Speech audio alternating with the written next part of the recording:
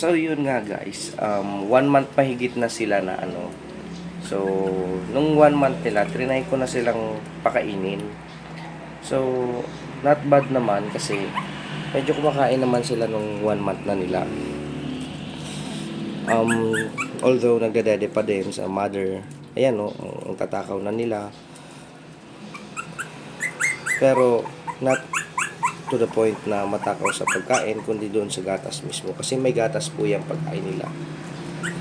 Ang nilagay ko nga pala dyan is Aussie Puppy, yung ano nila. Tapos nilagyan ko ng goat's milk. So, yun. Yan yung pagkain nila ngayon. So,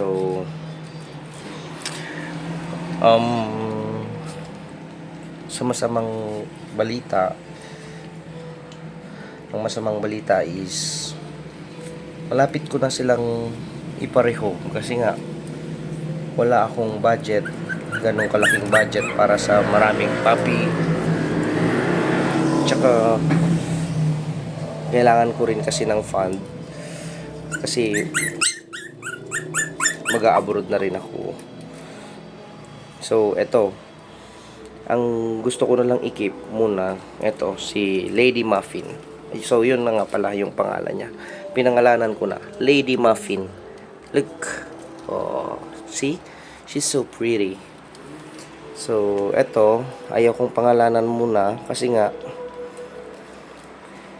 i-resell ko sila, ibebenta ko sila, I mean, oo. Eto, nakuha na to, yun nga lang hindi pa binibigay. Ang pangalan ng aso na to ay si Dadang. Dadang kasi yung best friend ko madaldal noon na nung ganyan. Eh ngayon, siya yung pinakamadaldal, siya yung pinakamaingay, pinaka-active sa kanilang apat. So yun nga.